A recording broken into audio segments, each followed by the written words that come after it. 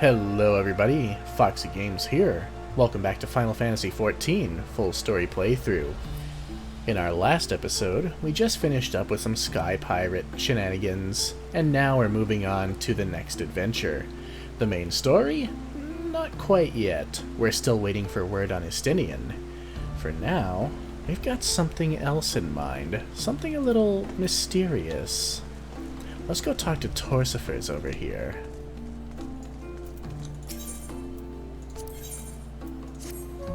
Ah, my Lady Foxy. During your absence, a stranger came calling. Upon learning that you were away, he left a message to the effect that he wishes to speak with you and will await you at the Rising Stones.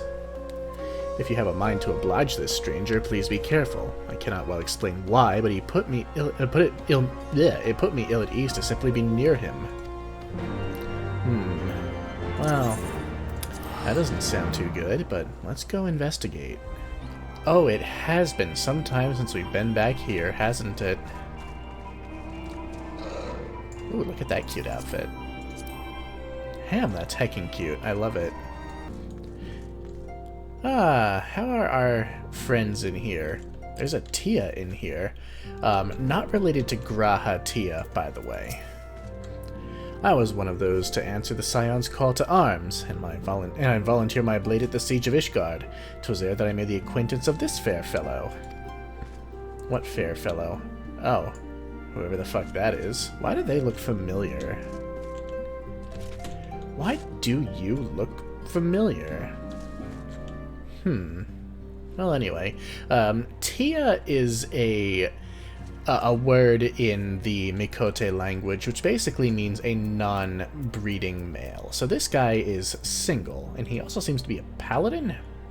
Anyway, that's what Tia is. So if you see any Mikote with the name Tia and think that they're related to our dear sleeping friend Graha, you'd be incorrect.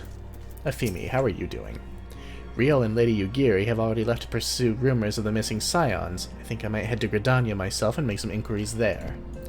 I apologize if I've already read any of this stuff, but it has been some time since we were here, and I figured we might as well.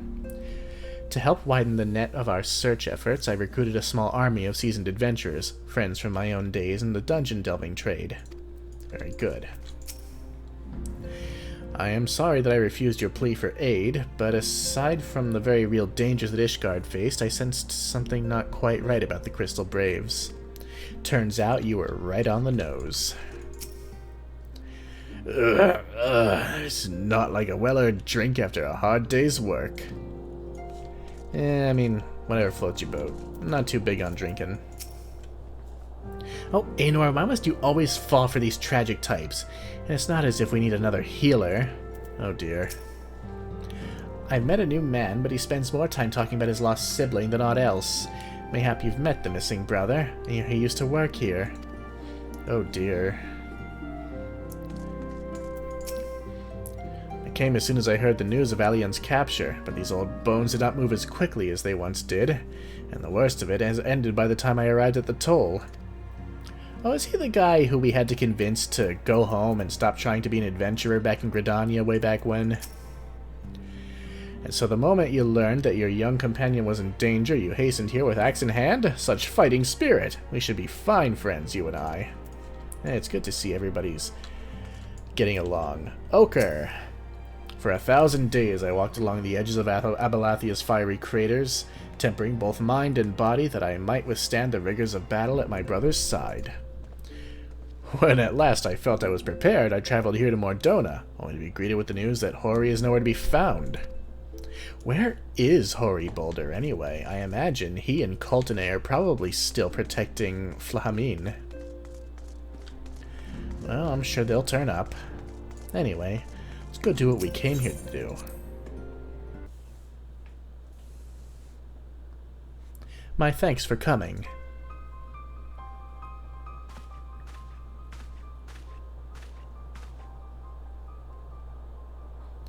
Urukalai is my name, and I serve a friend. I sought you out that I might alert you to the rising threat of the beings known as Icons. There's only one group of people I know who refer to them as Icons. You are aware of the threat, you say. Ah, but I speak not of the primals with which you are exceedingly well acquainted. It may interest you to know that the term icon, and the beings to which it refers, precede the Garlean Empire by eras. You see, it is the name by which the Allegans called godlike beings, the dark divinity Odin among them, and the Garleans, who seek to emulate the glory of ancient Alleg, have simply availed themselves of it. Pray permit me to continue the tale. Urianger. Ah, Urianger. How kind of you to join us. As the Warrior of Light's comrade, my participation is but to be expected. After all, the matter doth pertain to the very fate of this star. The Icons of Eld. In the distant past, these mighty beings did offer fierce resistance to the Allegan Empire. However, they eventually fell to the men of Alleg, who devised the means by which to capture them. And it did not end with capture, as you well know, for the Allegans also learned how to harness the Icon's power. They refined this knowledge at the Etherochemical Research Facility on Aziz La, and within the centrifugal crystal engine they sealed 3 of the beings, the Warring Triad. 'Twas first and foremost to acquire the infinite power of the Warring Triad that the Archbishop did seek Aziz La. Yes, that's why he went to the Etherochemical Research Facility. Basically, being a primal himself at that point, he was going to essentially try to harness the infinite ether generated by the Warring Triad and essentially, what kind of word is that? Become an eternal primal himself, without drawing upon the land and becoming god of this new world. But in the wake of his defeat, the binding which confined the Icons was severely damaged. Doubt not but that they will fail completely ere long. Know that we do not condemn you for striking down the Archbishop. You are simply fulfilling your destiny. And yet, were the Warring Triad to be released into the world, unimaginable destruction would ensue. Take heart, for there is hope still. Through swift action, we may yet prevent their awakening and see them resealed. But in dealing with this new threat, our first step must be to contend with the old. 2 savage gods are returned, I fear, summoned once more by their worshippers, and at a strength far surpassing their previous incarnations. I speak of the primals Ravana and Bismarck. If left unchecked, they will inevitably seek to seize the power of the Warring Triad. This will serve to feed the confluence of chaos and hasten the Icon's awakening. To wit, we must needs vanquish both their kinds. I pray thee, however, to first focus thy gaze upon the primals, ere we turn our attention to those Icons and their fitful slumber. I shall return to the Waking Sands forthwith and consider such measures as are available to us. Meanwhile, I bid thee attend to the task of eliminating the primals. Young Unukalai shall assist thee. Rest assured he is not our enemy, for the time being at least. Well, that's unsettling. And what kind of a mask is that? You look a little suspicious wearing that thing. The Warring Triad is the collective term for 3 immensely powerful icons that were brought into existence during the twilight of the Third Astral Era. Summoned by the native tribes of Mericidia, these entities were set against the encroaching forces of the Allegan Empire. The strength of a primal is determined by the fervent prayers of its faithful. As the Mericidians' prayers called for saviors with the power to throw back an imperial invasion, the resulting incarnations were perforce imbued with nigh incalculable might. That the Allegans were capable of conquering such godlike beings well illustrates the incredible heights to which their technology had ascended. The implacable empire subdued and imprisoned the Warring Triad, shackled them to machinery that sustained the Icon's forms while at the same time leeching away their infinite energies. For 5 millennia did the Warring Triad languish thus in dreaming servitude, their slumber undisturbed until Archbishop Thordan VII of Ishgard rattled the bars of their cage. The Archbishop had come to Aziz La, seeking to absorb the Three's power and make of himself a god without rival. It was fortunate, then, that the Warrior of Light and her companions thwarted Thornton before he realized his tyrannical ambitions, but the victory was not without consequence. The violence of the battle cracked the seals that kept the Triad in torpor, and the Icons have begun to stir. Worse, the Garlean Empire and their heavy-handed efforts to plunder the secrets of Aziz La threaten to drag them into full wakefulness. Of course they do. These terrible entities must be destroyed before they arise in all their cataclysmic splendor. Well, we're pretty good at killing Icons. Alright, we've got 2 quests. Let's small talk with him, though. A pleasure as always, Foxy. What would you ask of me? Well, first, that you don't stand so fucking close. My god, dude. Tell me about yourself, Unukalai. I'm Unukalai, and I serve a friend. Lest you wonder why one so young was chosen for this task, it is because I have, how shall I put this, an intimate knowledge of the primal mind. You're curious, I'm sure, but you need not understand the nature of a power to use it, do you? It is much the same with the Echo, I imagine. I don't know. Because the Garleans didn't really understand the true nature of the Ultima weapon, and you saw what happened with that. Tell me about Icons, then. Ah, yes, the beings the Alligans dubbed Icons. How much we have yet to learn. Precisely how they stand apart from Primals we have yet to determine. If they were summoned in a similar manner, then who was responsible, and how have they managed to endure for millennia? We have gained some understanding of the Dark Divinity's true nature, yet he is but one of many, and far from the most powerful.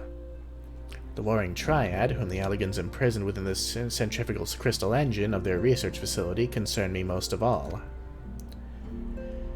Their infinite power is beyond comprehension. Were they released into this world, unimaginable destruction would ensue. Simply put, that cannot be allowed to happen. The very fate of this star hangs in the balance. Fortunate we are, then, that you have risen to the challenge, Warrior of Light. Your triumphs over the Primals are an inspiration, a shining example that future generations would be wise to follow. I have thus decided to keep a detailed history of your battles against the Warring Triad. A journal will be available to you here should you ever wish to peruse its pages and reflect upon your deeds. Well, ego stroking. The Diabolical Bismarck. If we are to prevent the awakening of the Warring Triad, then Bismarck must be cast down once more. I am aware of the rather unorthodox method you employed to lure out and slay the White Whale before, and I had a mind to follow established precedent. That said, islands are not easy to come by. I should hope it is not necessary, but you may as well show this gemstone to Chief Sonu. He will know it as the Weeping Eye of the Manukmanai. Interesting. And it will ensure that he is completely committed to our cause. Oh, and before you ask, I have already informed Master Garland of our plans. He is currently en route to the Blue Window.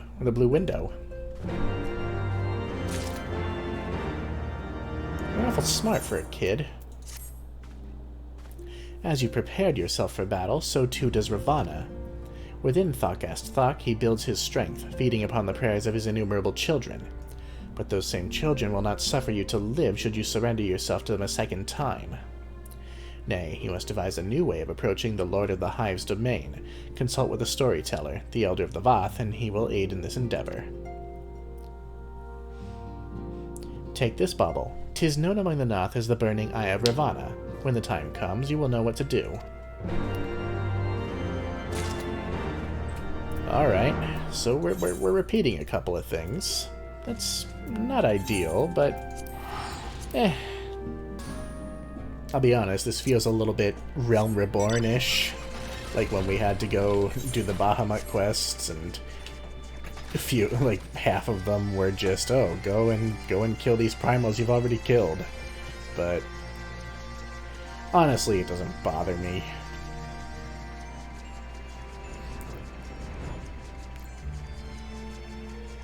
It's been a while since we've been in Dravania. It's always nice out here. The music is really pretty. Ah, the fart chambers. Look at them. So majestic.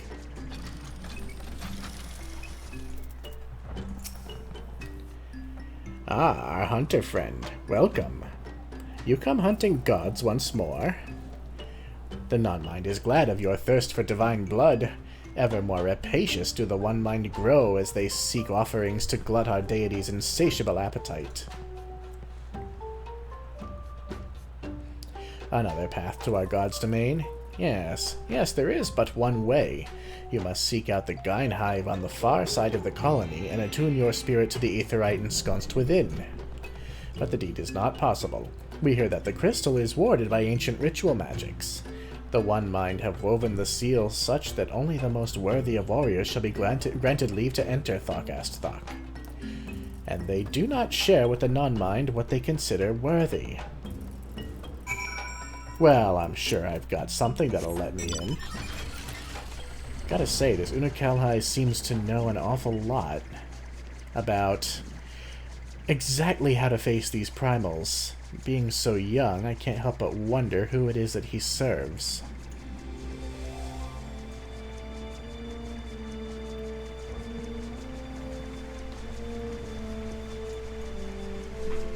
Ah, yes. The Fart Towers. I swear to God I'm an adult. Let's just sneak on in here. Past all these dudes.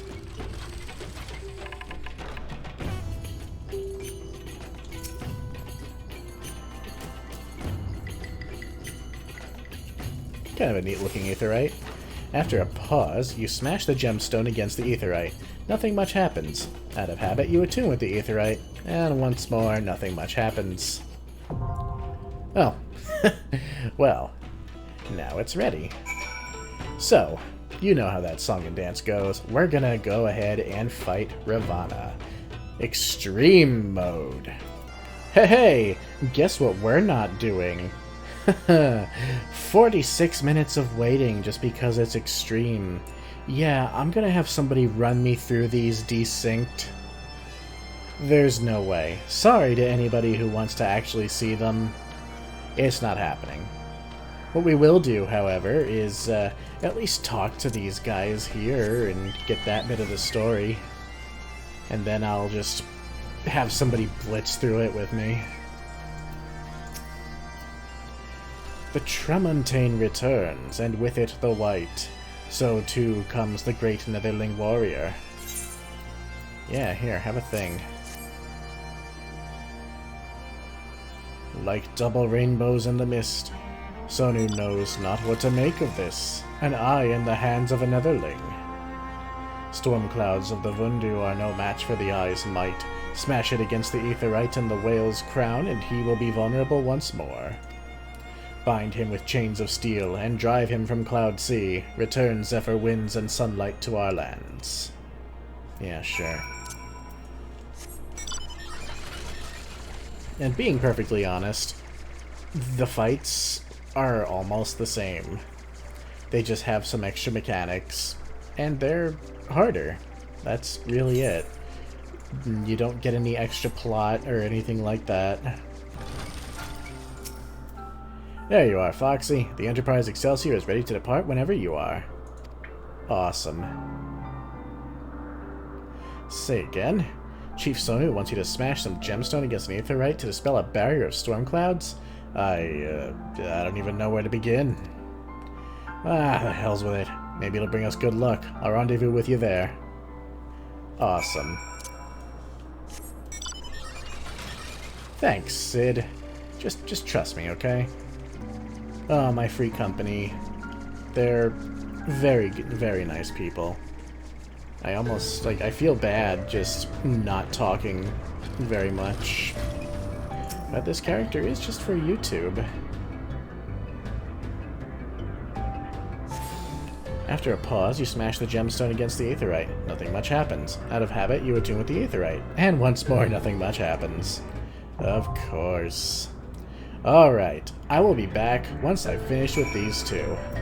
Okay, I just finished up with that, and surprising no one, it was completely unremarkable compared to the other ones. Of course, it was way easier because I had a bunch of max level people. Thank you very much to Deadly Sensation Brando, Kissy Scarlet, And Pouty Fan Joestar for helping me out. These people are in the free company that I joined, and they're awesome people. I also, I didn't expect to, but I got a couple of different mounts from that. Here is the Rosy Lanner, which I think is very pretty. Wow. It's my first time summoning it, and that's really cool. And I also have the White Lanner. Oh, wow, I like that too. Oh, it's got bubbles. Because that one came from Bismarck. What is the rose one like? I didn't even look. Oh, it's all fiery. This one came from Ravana. That is awesome. Wow. Two really cool mounts. I like that a lot. Anyway. As storm clouds give way to sunlight, so hope returns to Zundu, and clarity of vision to Sonu. Sonu sees Netherling for who she truly is. Netherling is bearer foretold. Once long ago, in the midst of a great battle with a tribe from the Nethers, a horrid, wicked demon comes to feast on the bodies of the fallen. Manuk Manai, we name him. Manuk Manai, we decry him. For generations he hunts the Vanu Vanu, but this day we say no more. Greatest of our heroes climbs atop the beast's back, and with blades black as midnight she rips his eyes from his head and casts them into Cloud Sea. In honor of great need, eyes return to the Vanu.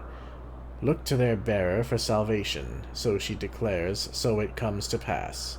And now Netherling's deeds we shall remember forever. Lovely. Alright, let's go talk to the storyteller. Being honest, it's kind of frustrating that they locked this quest line behind an extreme raid. Extreme trial. 2 extreme trials, for that matter. They really should have changed that in patch 5.3. Like they changed the Realm Reborn, they should have fixed that. There's no reason why you should have to suffer through an extreme trial, which people don't do in random Dungeon Finder anymore, apparently. Once more, you have slain our ravening god. Your tribe must think you a great hunter indeed. Even the One Mind must begin to appreciate the folly of their wasteful summonings. But tell us, Great Hunter, how were you able to pass the seal? Did it simply melt away at the approach of your indomitable presence? A gemstone of fire and earth. There is something. A memory we have from the One Mind before we were cast out. A memory of the burning eye of Ravana. The Overmind has recollections of legends 100 generations old. We remember the tale of our god as he once was, an all-devouring beast whose eye was torn from him by an invading tribe. The Nath have sought to recover this lost relic for centuries, that it might be rejoined with Ravana, reborn. But even were it found, it is said that only the most worthy of warriors can bear its searing touch. I now understand why the seal granted you passage. But tell us, Great Hunter, how came you by the eye? A youngling named Unukalai. Your deed has returned many memories to the surface of our mind, but that name is not among them. To gift you with such a prize, he too must have thought you worthy. We thank you, Great Hunter. Too soon do our memories from the Overmind fade, but you have given us a new story to tell. You're welcome, I guess. Back to Revenant's Toll with us. Oh god, Yito Burrito. What a name. I'm just disappointed that you're not a Lalafell. Alright, asshole. I did the thing. Anything new here? No.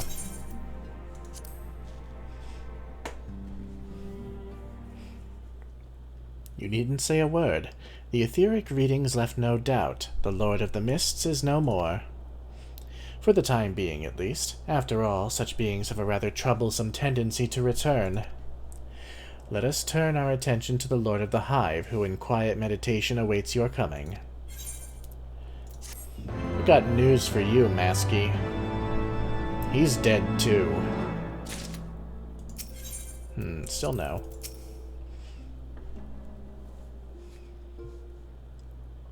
And thus is the Lord of the Hive's essence returned to the land. And thus has the essence of Ravana joined that of the Lord of the Mists in its return unto the land.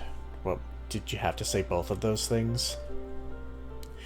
You have my gratitude, Warrior of Light.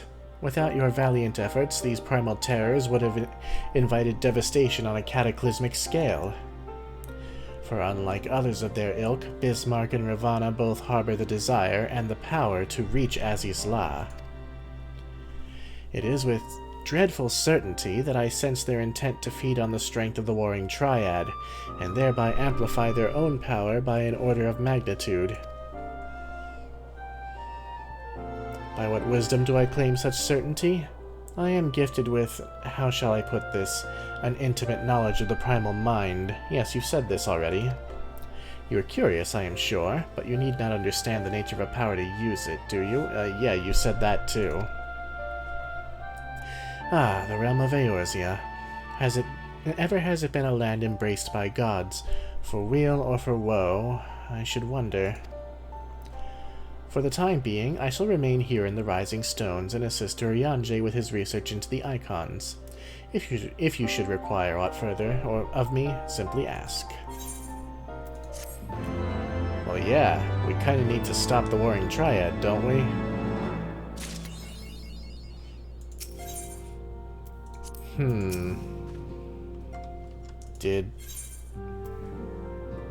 Tell me about the primals. Ifrit, Titan, Garuda, Leviathan, Ramu, Shiva. Born of the land and returned to it. 6 primals, 1 for every elemental aspect. So where does that leave Ravana and Bismarck? Earth and fire, water and wind. Your latest foes are aspected to not 1 element, but 2. A rather simple but noteworthy distinction, for it allows them to feed upon ether that much more efficiently. But like their predecessors, there is but one recourse. They must be felled, and you are the one to whom we must turn to see it done. However, unlike before, I do not think this is the work of those Scions. It has ever been said that Eorzea is a land embraced by gods. For weal or for woe, I should wonder. Okay. I guess we have to go and talk to Urianger. Haha, so you know what I just fucking realized? You can't do the Warring Triad quests until later in the Heavensward main story quest, so I guess we are doing this. The search for our missing friends continues. Should I learn something, I'll be sure to let you know. Very good. Well, an unexpected return to the main story quest. Sorry if I brought up any expectations, but we'll get back to the Warring Triad.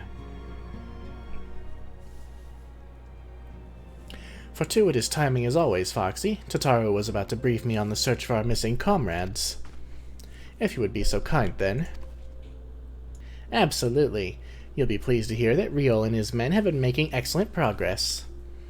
You'll remember how Flahaminus helped me to escape the Crystal Braves in Limsala Minza, only to then disappear? Well, according to Riol, she crept aboard a ship bound for Radzit Han, where she's been hiding ever since. He assures me that it won't be long before we're reunited.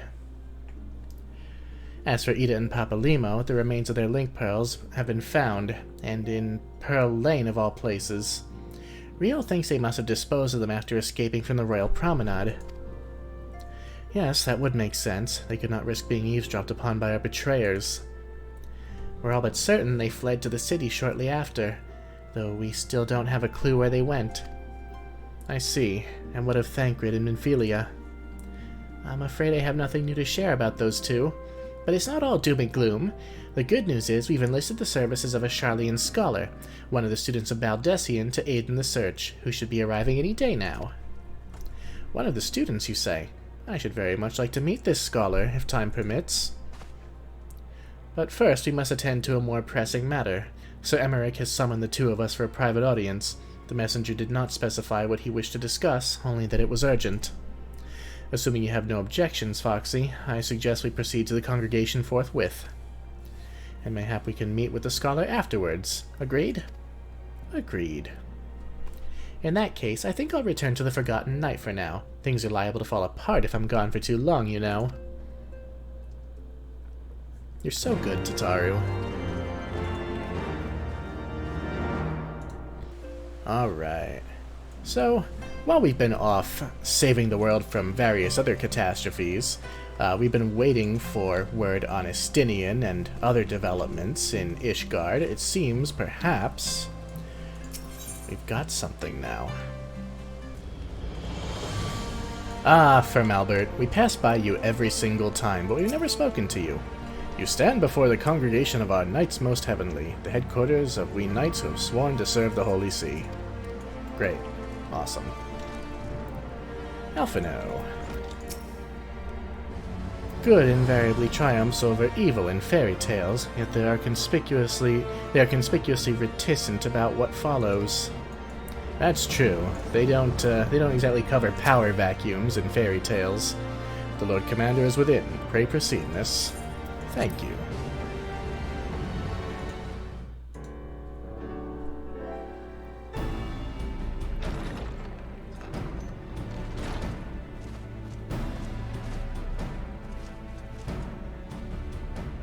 Thank you for coming. I wish to speak with you both in a place where privacy was assured. We quite understand. What was it that you wished to discuss?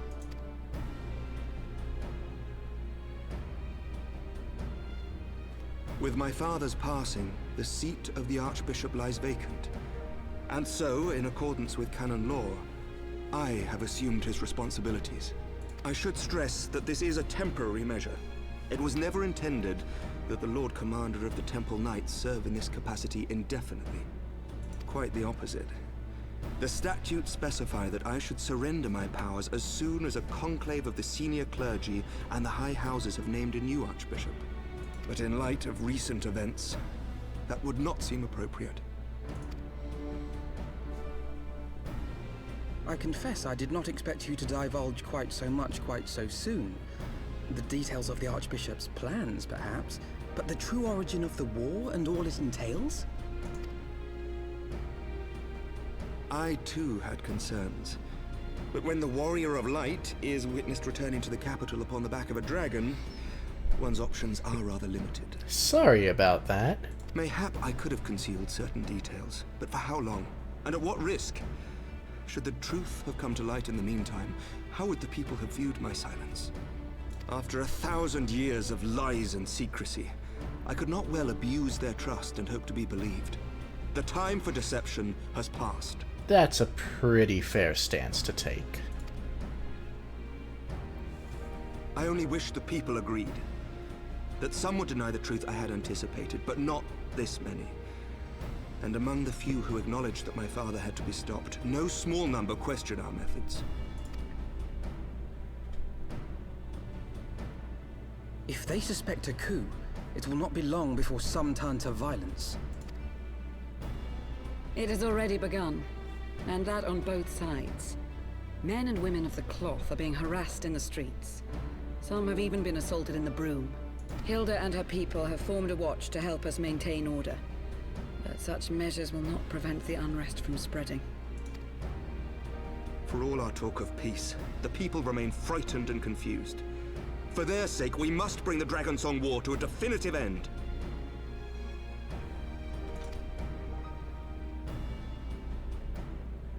And we should be glad to help you, Sir Emmerich. But what precisely would you have us do? What about Estinian?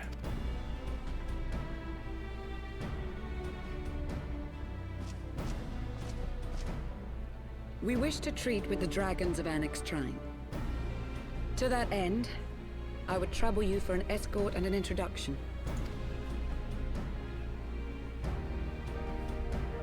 Annex Shrine? You would speak with Vidofnir then?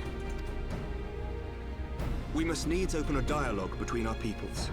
Acting as my representative, Lucia will extend an invitation to their leader, that she might visit us here in Ishgard.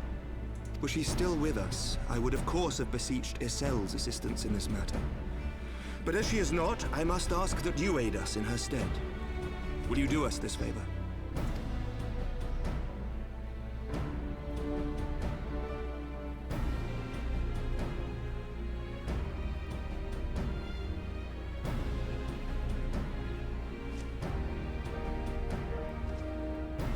Thank you, my friends. Lucia, I leave the rest to you.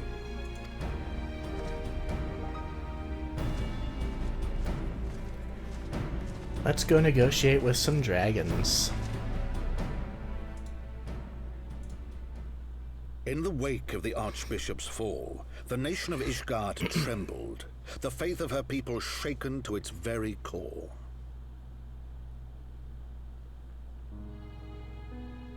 For 1,000 years had they fought and died, certain of the justice of their cause, only to be told that their holy war was born of the sins of their forefathers. What then for those brave men and women, thus stripped of their righteousness but to despair, to deny the truth and decry its speakers?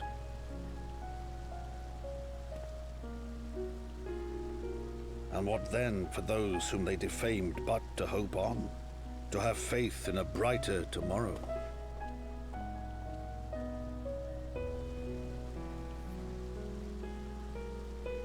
A tomorrow in which man and dragon might live together in harmony, then as distant as the very stars in the heavens.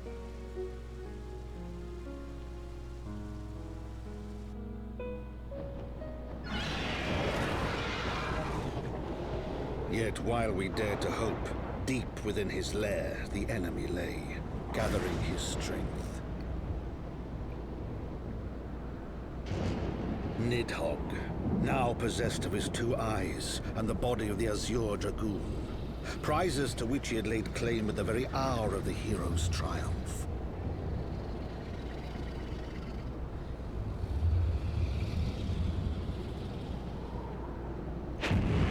As desperately as we sought the solace of peace, the great worm craved the misery of war. Nor was he alone in his misbegotten desire.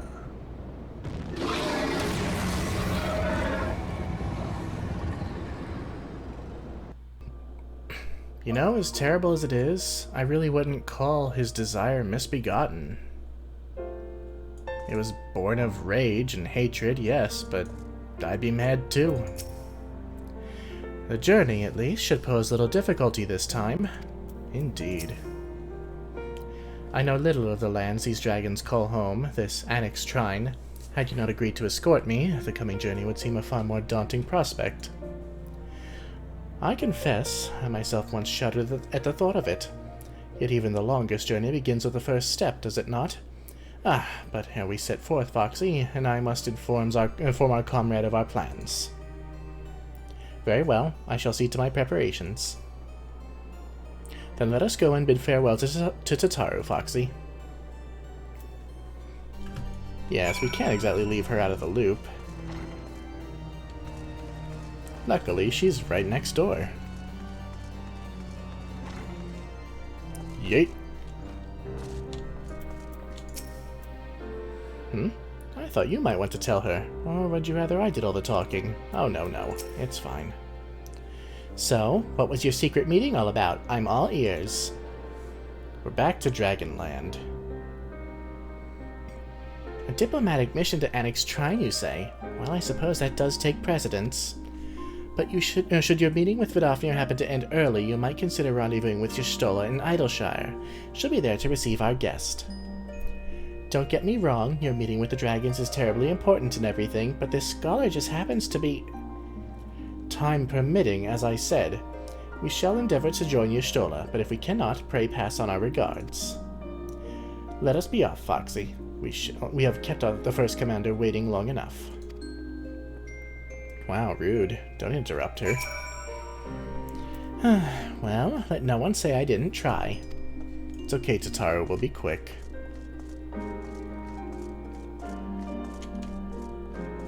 Got me curious about this scholar, though.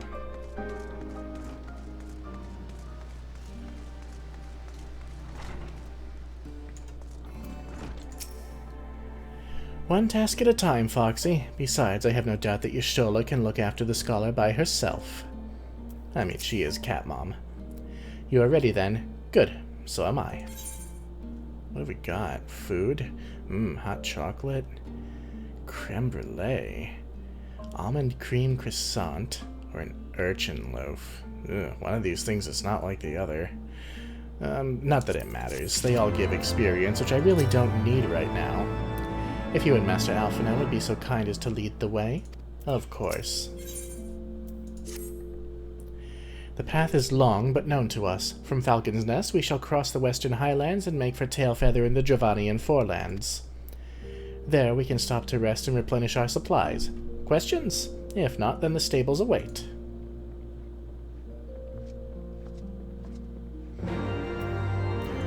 You know what else awaits? The Aetherite. Oh yeah, teleport.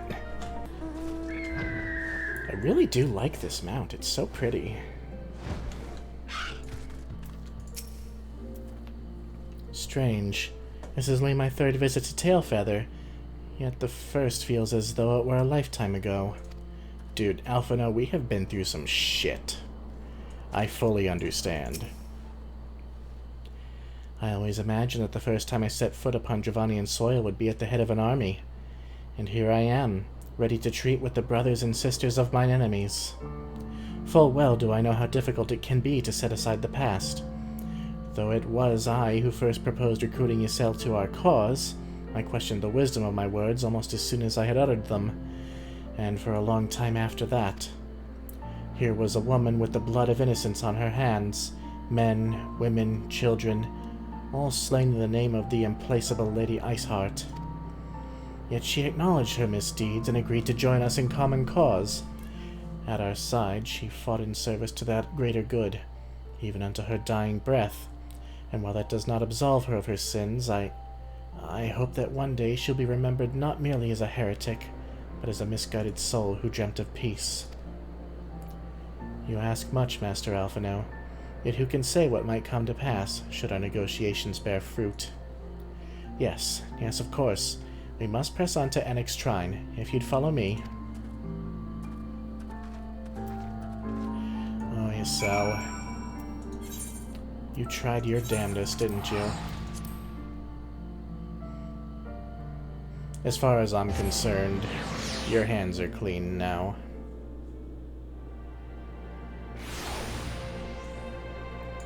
I might not be right, but I want them to be clean. She only ever meant well.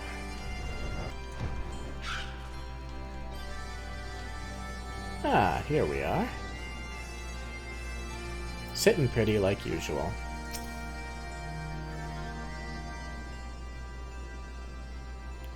Thou art ever welcome here, friend of Ysel. But this one I do not know.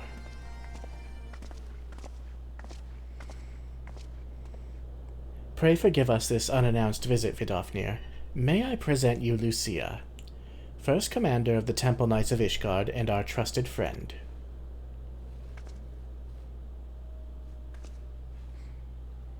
It is an honor to meet you, Vidofnir. I am come as an envoy of Sir Emmerich, Lord Commander of the Temple Knights and acting leader of the Holy See. Indeed, you may speak, knight. For 1,000 years, man and dragon have been locked in an endless cycle of bloodshed and sorrow.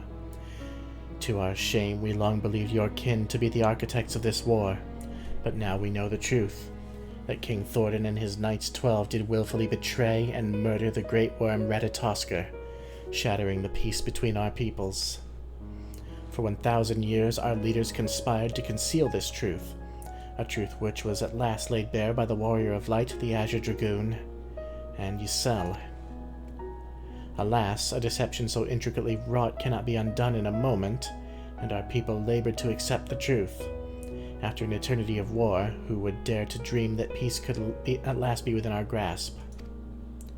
Yet dream we must, as Ysel once did. And we must make that dream a reality as she could not.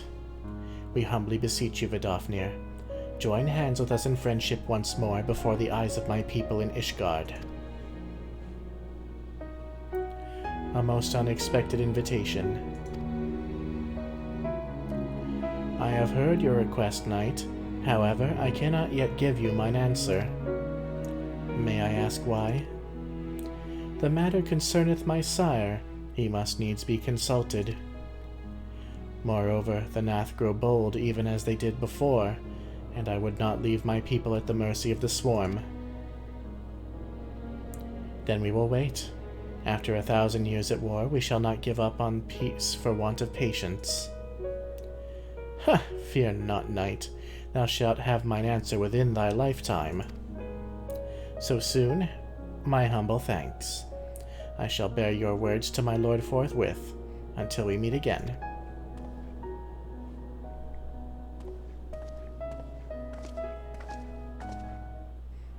I almost feel like she was joking with us a little bit. Never did I think to see a knight of Ishgard come unto Annick's shrine bearing words instead of steel. Would that the Nath could show the same restraint. Too many children have fallen to their spears and muskets. I mean, we could always just raffle stomp them for you. We've done it before. To face such a creature in battle is one thing, to converse with it is quite another.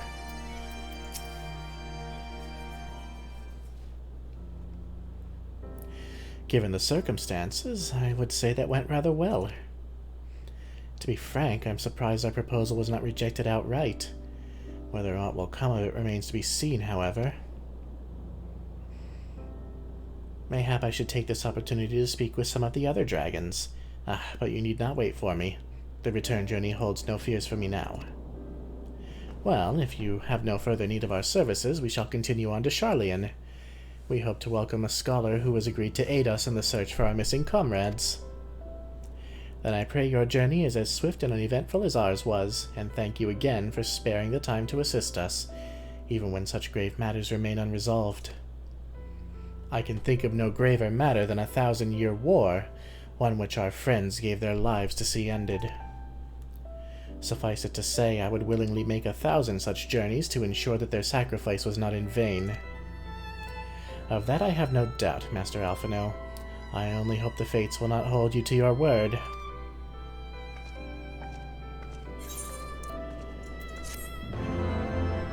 One step at a time.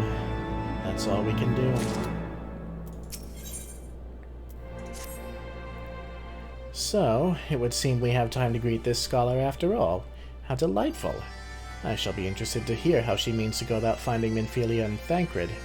I can only assume she is privy to some new investigative technique. In any event, our first order of business is to rendezvous with Y'shtola in Idleshire. Indeed we shall.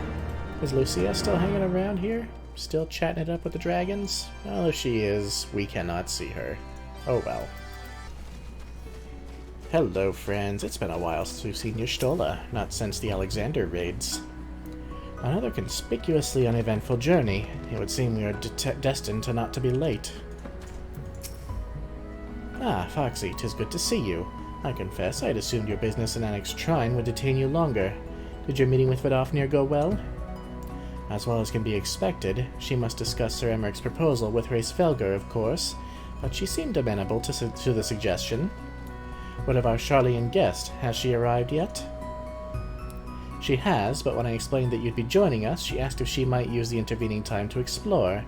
I agreed to meet her outside on Frontbridge. We should be on our way. Does she happen to know Alphinaud? Run, bird, run. For you can only jump in here, you can't fly.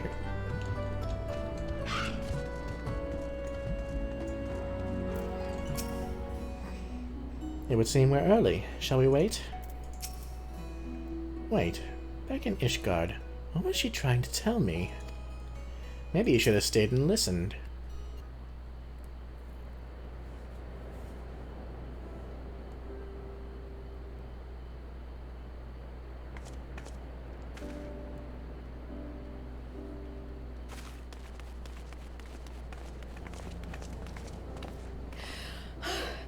I'm terribly sorry to have kept you all waiting. You need not apologize. We arrived but a moment ago ourselves. Pray, Allow me to introduce Kryle, who has recently come from the Sharlayan motherland. She has generously offered to assist us. If you remember, back in A Realm Reborn, Kryle was alluded to a few times by Minfilia. Oh, please, think nothing of it. A trip to Eorzea was long overdue. You must be the Warrior of Light. Yes, you certainly do look the part. A pleasure to meet you at last, miss. And who is that I spy but young Alpha No Levieux himself? I dare say someone's grown an ilm or two in my absence. Or are those lifts in your boots?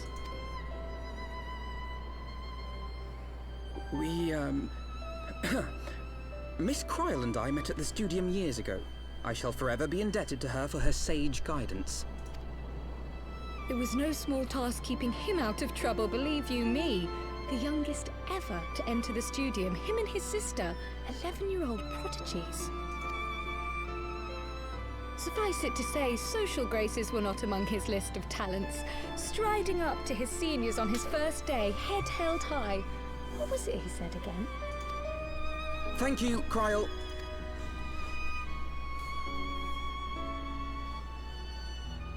For what? I haven't finished yet. Would you care to attempt a more dexterous deflection? Mayhap we should save this delightful conversation for a more fitting occasion, when pressing matters do not demand our undivided attention. Oh, Kryle is savage. A bit much, but better. I can tell you have been putting your skills to use here in Eorzea. Henceforth, I trust you will dazzle me with your eloquence at the first time of asking. Savage as fuck. And super cute.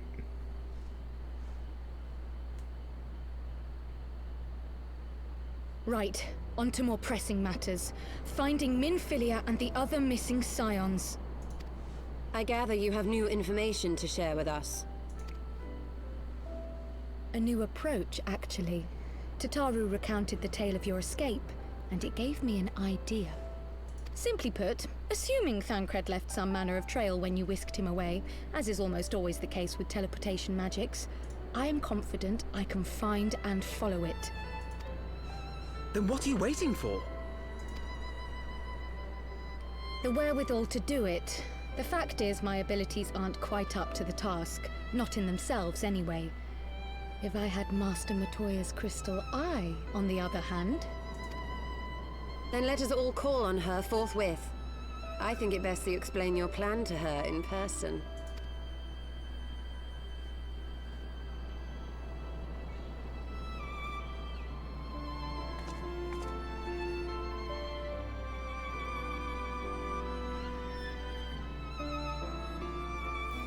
Finally, some good news. Now, it does mean we have to go and bug Matoya again, which is always so pleasant. Yes, if you remember, Kryle was mentioned... Oh wow, look at that sitting pose.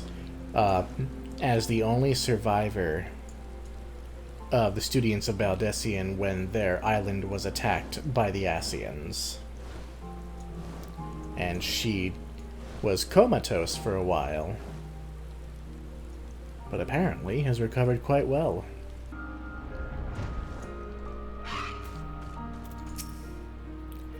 She was less than flattering about my technique when last we met, but this time I have come prepared. Let her belittle my obsidian carbuncle if she dares. Do not tell her I said that. Oh, don't worry, she scares me too. The crystal eye is one of Master Matoya's most cherished relics.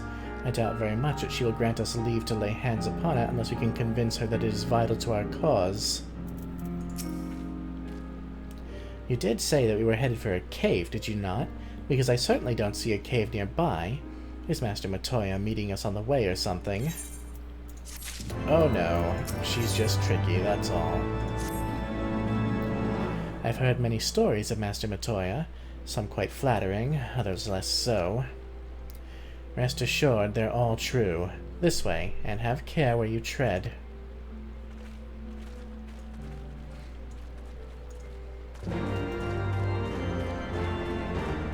Well, let's go and say hi.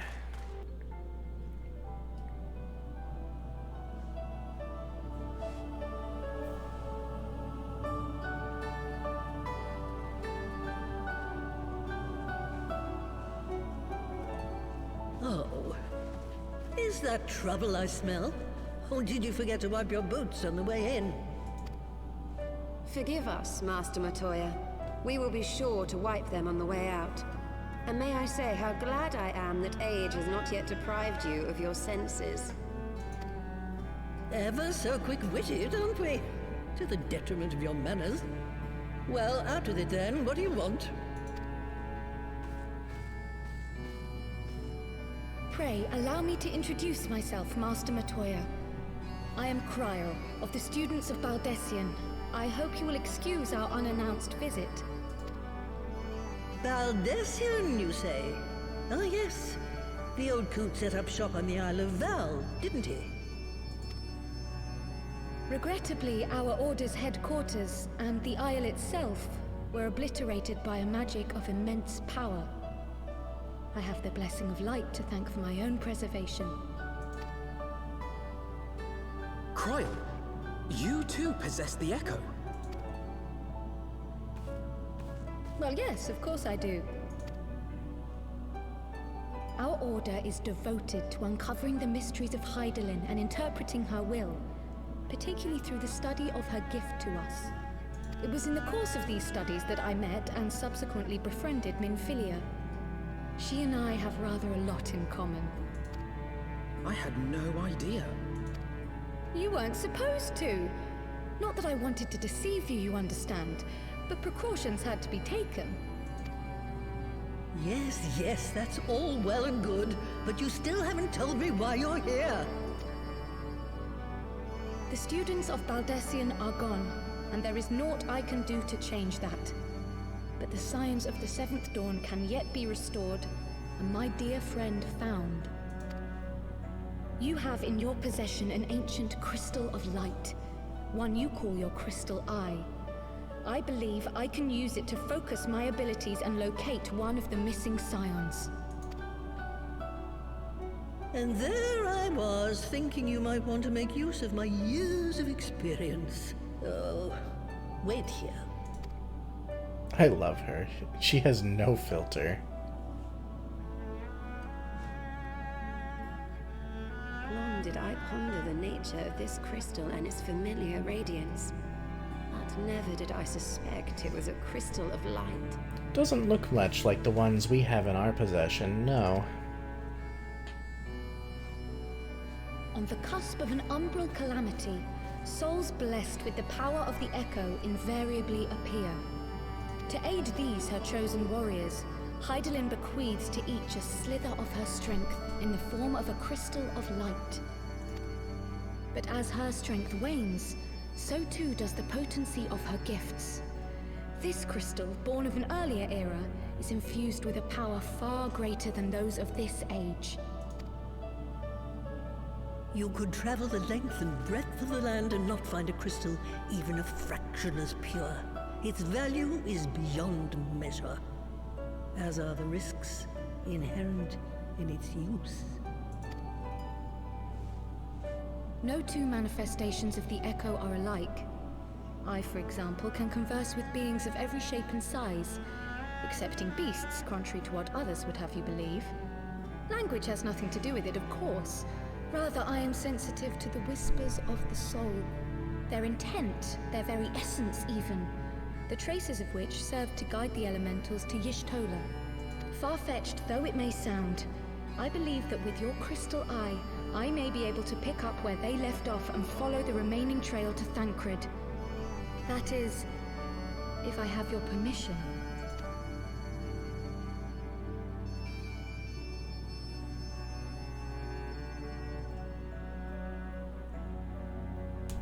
Well, the poor sod's not going to find himself. So, as long as you don't drop it or take it out of my sight, you may do with it what you will. Thank you, Master Matoya.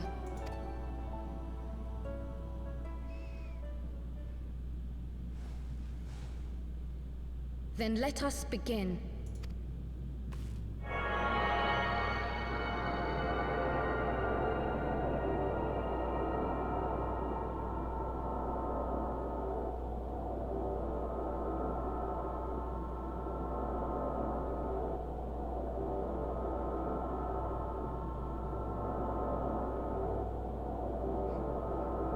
Black Shroud. The trail continues to the north and west, towards a mountain. The foot of Som Al. It was a near thing, but he was not deposited within the rock. I think. You think? What a way to go. The hunters of Tailfeather know those lands well. I say we begin our search there.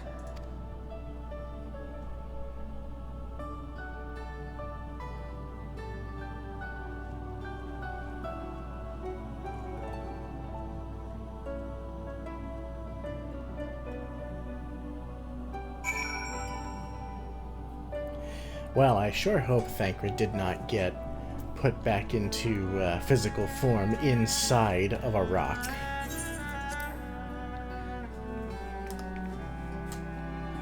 It'd be like a Star Trek transporter accident. Oh dear, Thancred, I hope you're okay.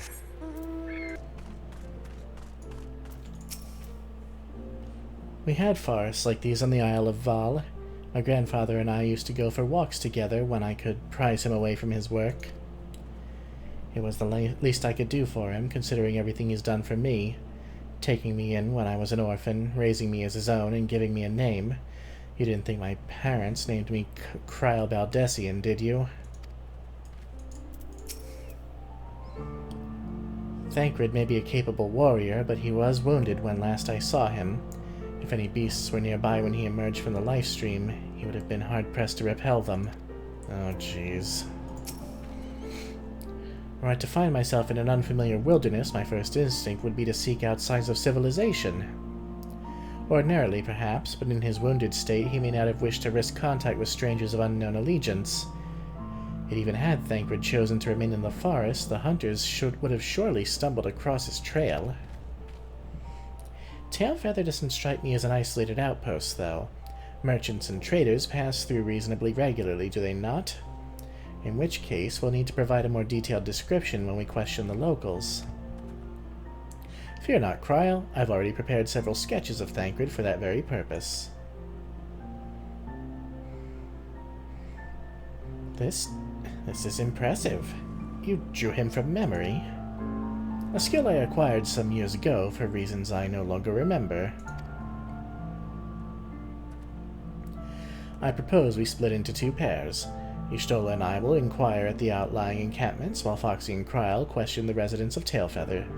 Afterwards we shall regroup near Lostas Vath and share our findings. Assuming there are no objections, let us be about it. Don't even lie, Alphino. You totally just sketch pretty girls. My, he certainly has matured, hasn't he? Hard to imagine he was once a boy who practiced drawing for hours to impress young ladies. Wow, did I not just call it? Anyway, we had best get started. Find me when you finish making your rounds.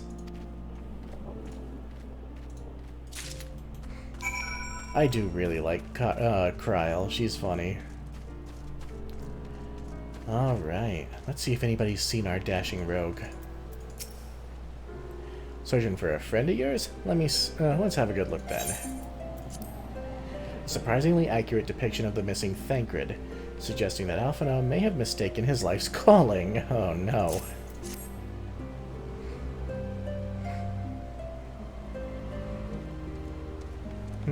No, ain't seen him around. Sorry. Well, someone's bound to have. Any luck? Pray excuse me, but have you seen this man before? How about you, Mars Champ? What's that you got there? A sketch?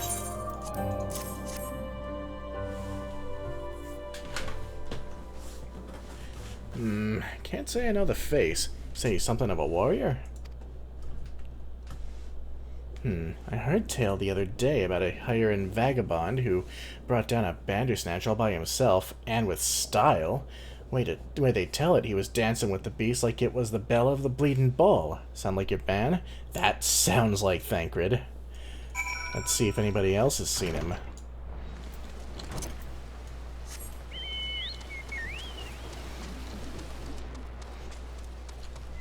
Grimold. A hiring man?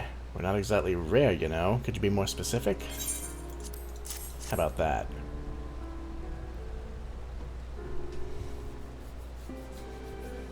I did spy this one bloke a while back. Didn't get a good look at his face, but it could have been him. This was beyond the forest, as I recall, along the river to the west of Tailfeather. I remember thinking he wasn't much of a hunter. The lad was making no effort to cover his tracks, see? That, and he was carrying an axe instead of a bow. Well, Thancred doesn't carry an axe. Interesting. Well, Cryle, let's see. Finished. In that case, I think we've learned everything we can here.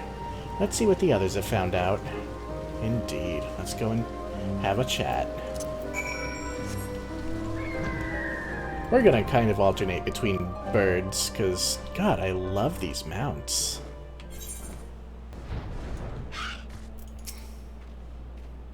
We were to meet here, were we not?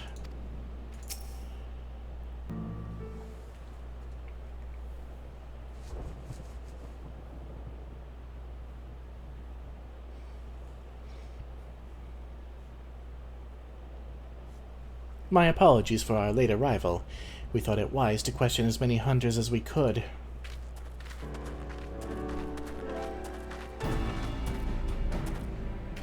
Many have made camp in inaccessible locations, ideal for hunting game, not so receiving visitors. Nevertheless, our time proved well spent. There have been countless sightings of an exceptionally capable Hiren hunter with whom no one is familiar. Though none chanced to see the man's face, his height and build matched Thancred's description, as does his fighting prowess.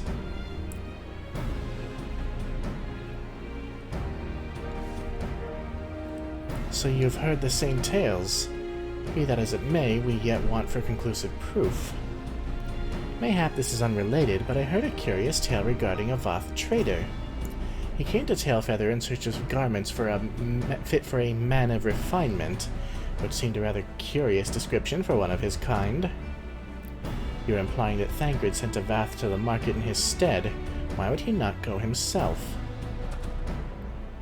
Well, if you recall, you yourself emerged from the life stream as naked as your name day. It is a scene I shall never forget. Is it now? Oh, Alphino, why? Why would you be so tactless? Well, I was pleased to see you. I mean, it's a simple statement of fact. It stands to reason that Thancred found himself in the same predicament. In any case, if he had dealings with the Vath, they should be able to tell us, no? Quite right, Cryle. Quite right. Oh, Alphino. I mean, Y'shtola is cute as fuck, but oh, Alphino.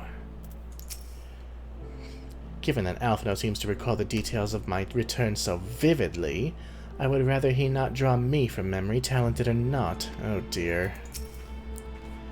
Honestly, that boy, some things never change. What a player. Well, what are we waiting for? For all we know, Thancred could be waiting for us in Losast Vath. We must go and see the Vath right away. Come along, everyone, come along. Yes, of course he's eager to get moving. Eager to forget what he just said to Y'shtola.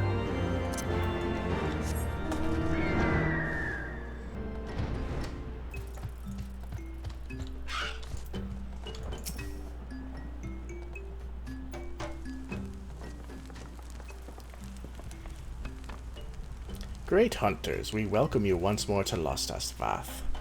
What do you seek this day? We seek a man with whom we are told you may have had certain dealings.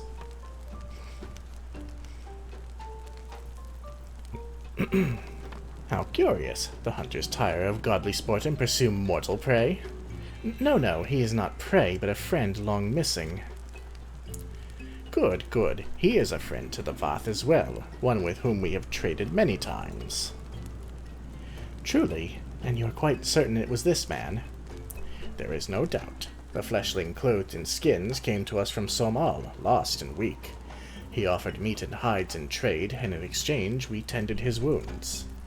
He brought us much flesh, so skilled a hunter he was. Much flesh. When he asked for garments, we were glad to provide him. And where is he now? gone to Lostath Narth not long ago, when he heard the One Mind had summoned our god once more. Ravana is returned. Didn't we just put him down off-camera for a certain quest? Vidofnir did say that the Narth had grown as before, but what could Thancred hope to accomplish by himself? Honored Elder, we thank you for your help. Would that we could repay this kindness ere we depart, but we must hasten to our comrade's side. So go, great hunters, lest the Narth claim him as a sacrifice. Yeah, Thancred doesn't have the echo, so it looks like we have to kill Ravana again for a third time. Oh, this is becoming repetitive. Kind of fitting. We're off to meet Ravana in battle, and I'm flying in on the mount that you get from his extreme raid. Let's go ahead and bring out Ludos. He could use the experience. Little as it's gonna be, you know.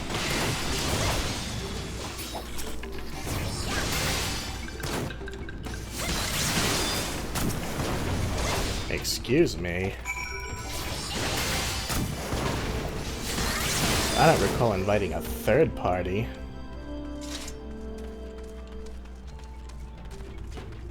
This person's name is Aristotle. God damn it.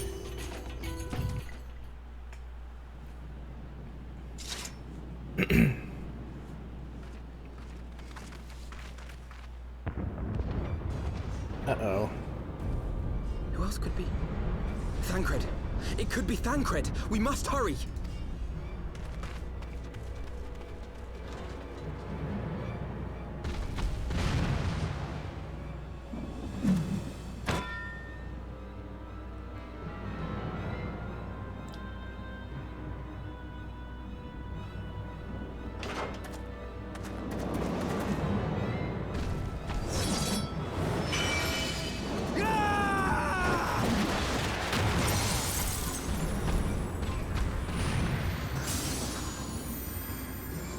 Who in the world are these guys? Well, we recognize the one with the axe, that's for sure. Though only from a brief moment. Right at the end of Heavensward, on the moon, with Elidibus.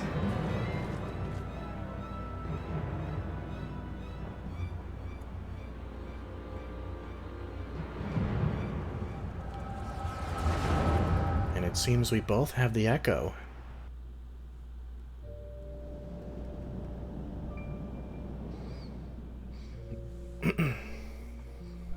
This day, we reclaim the reins of history.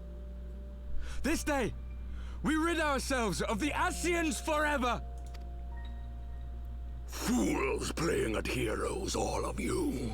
Is this how you believe you can save your world? We can and we will, Ascian. You shall see. Or perhaps you will not!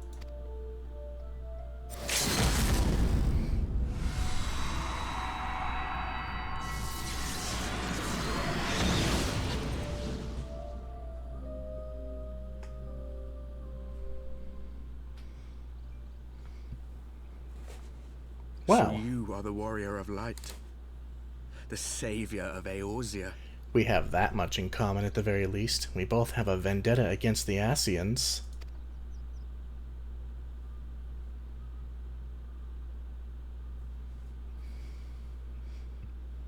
It's a wonder you didn't come sooner. What with the primal and all. Lost a step, have we? Have care. The ether moves strangely around him. It would seem we share a common enemy. Mayhap you would tell us who you are.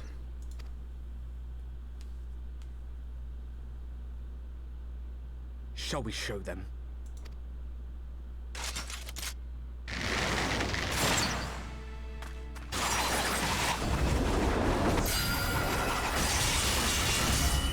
Not too friendly.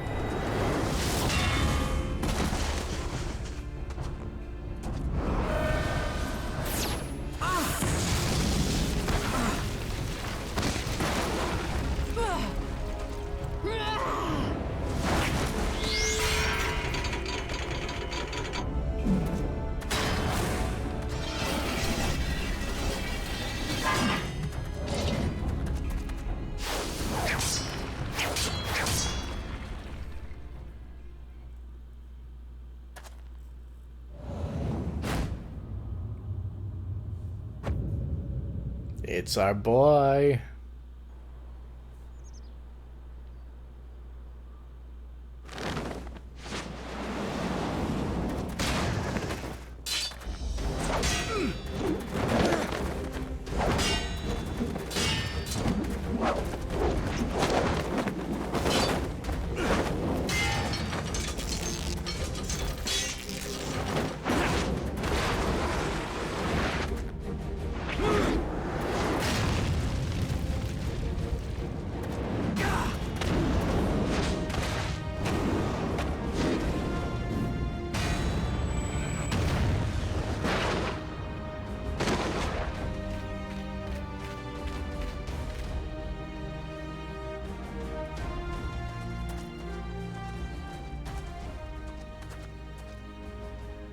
Not very sporting of you to interrupt, but so be it.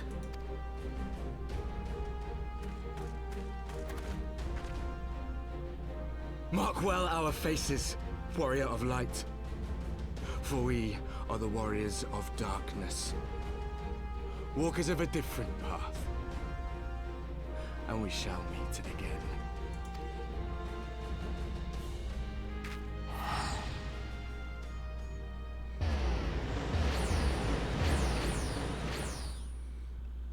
How interesting.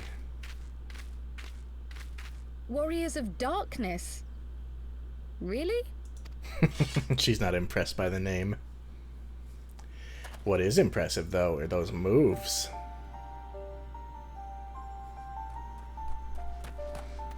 Thancred! Are you all right?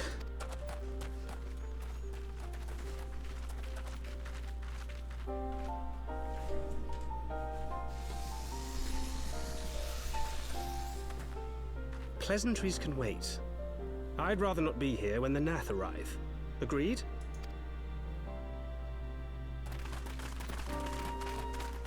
We have our dashing rogue back at last.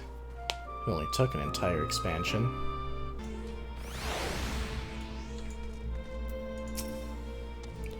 The vision caught me unawares, and I was unprepared for their attack, but I could hear the colony chattering all around us. They were so loud. So unbearably loud. The Nath chattering in their mind speak. Kind of disabled Kryl. Do you need to sit down? I have water if it will help. Oh, he's so good. We should be safe here. Our pursuers are not like to stray so far from the colony.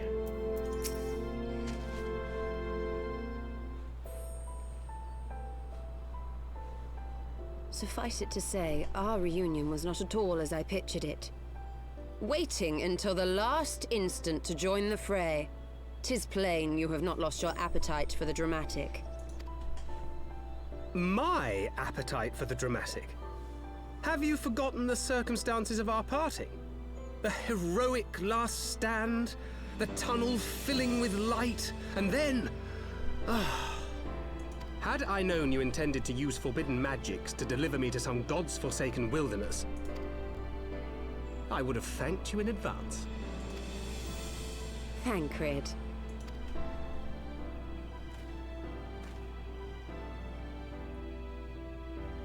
If nothing else, you might have warned me that I would emerge from the live stream in the all together. Oh dear. Eventually, I managed to fashion knives from some obsidian I found, and set about hunting for meat and hides. Given that I'm not all that skilled in leatherworking, it's probably for the best that I met the Vath before I was reunited with you.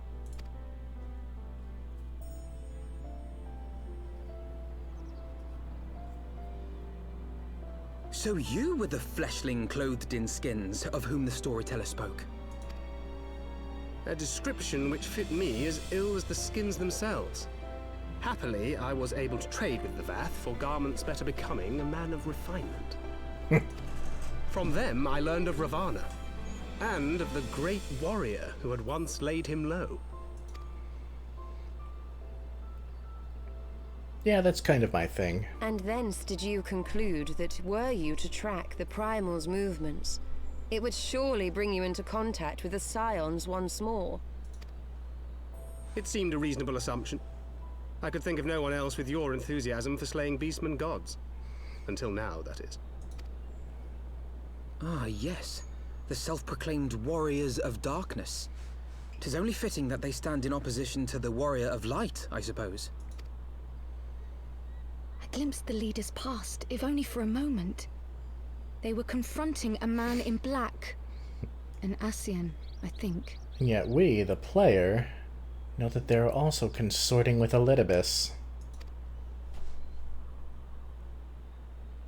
If these warriors are capable of doing battle with Ascians and Primals both, they must be possessed of powerful protection. Protection not unlike the Echo.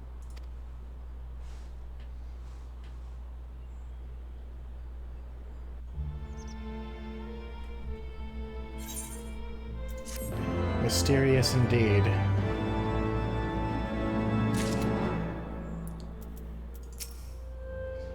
Twould seem the mystery of the axe-wielding hire has been laid to rest. I should have known better than to think Thancred would ever stoop to using such an inelegant weapon. But then how was I to know there was not one vagabond wandering the Chocobo Forest, but two? I know what you're thinking, but really you needn't worry. It will only lend credence to my tales of heroism. Besides, battle scars are to maidens what loose morals are to gentlemen. A definite bonus. Well, I see you haven't changed, which is great. He knew us. He knew you. Did he walk in on our memories as we walked in on his? He sure did.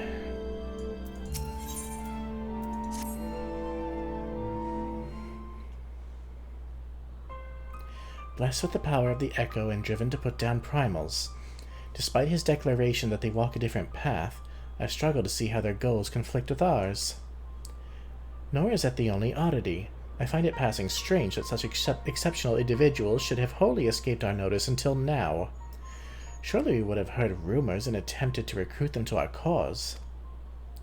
I recall no such adventurers, and I would not soon forget their like, nor would any of us, I think. One of our primary duties was to scour the city-states for promising candidates, which is how Thancred found Foxy. Ah, the memories. It seems like only yesterday that you slew your first primal. Speaking of which, I had the distinct impression that it was not the first time this band of merry men and women had killed a god. I labor to believe that a band of preternaturally gifted adventurers has been traveling the land slaying primals without our knowledge. 'Twould imply gross negligence on our part. Speculation will avail us naught. There is far too much we do not know. For the present, we must needs concentrate on what we do know, namely that Lord Ravana is no more.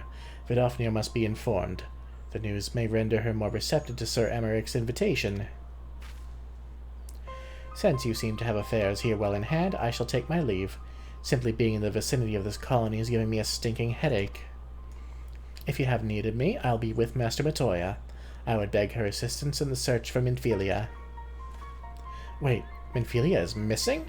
I thought she escaped with Foxy. I shall explain on the road. Much has happened in your absence.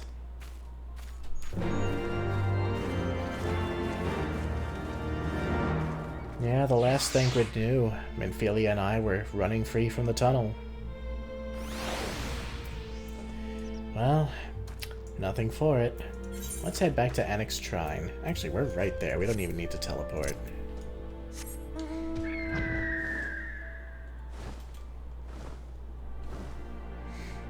Poor Thancred's gonna be worried. He was the one closest to Minfilia. The exception of Kryl, maybe. Hello again, Vidofnir.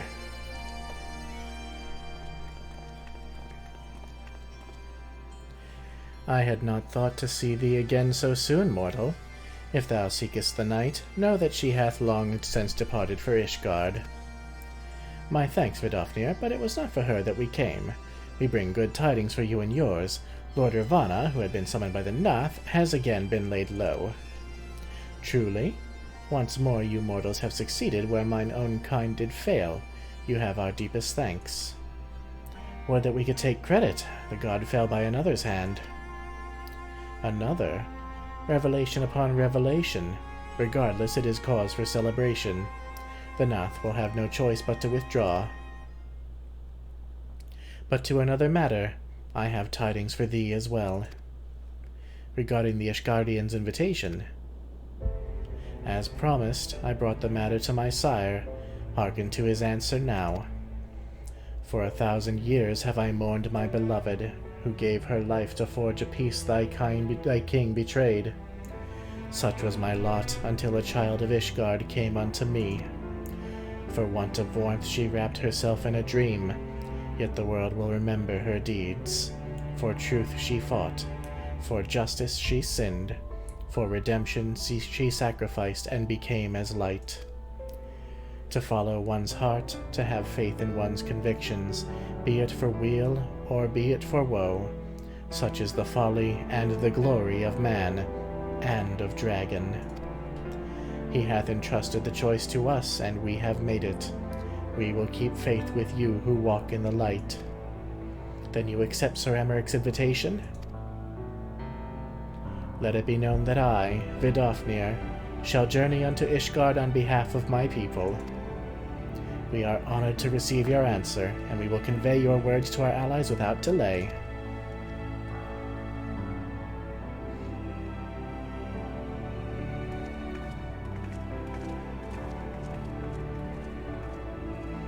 It's happening, Ysel. Would that you were here to see it. She'd be proud. I'm sure.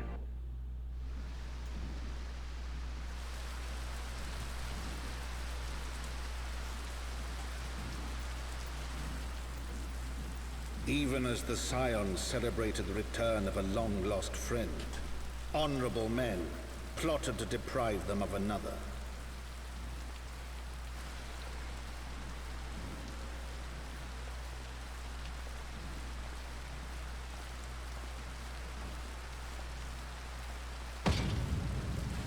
Honorable men, to whom Sir Emeric was no hero, but a scheming patricide.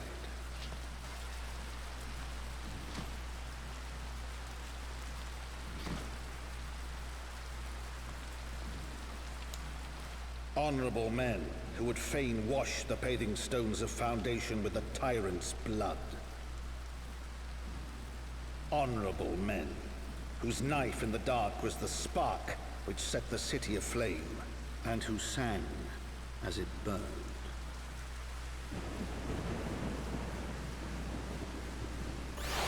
Men who've had their truths stripped away from them.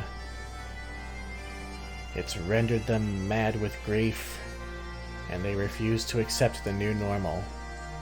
We've seen it many times in real life. Of course we're going to see it here, after a 1,000-year war has come to an end.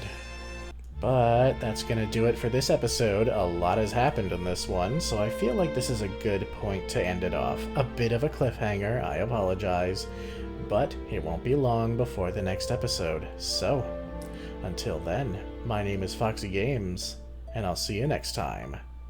Bye! Kappa!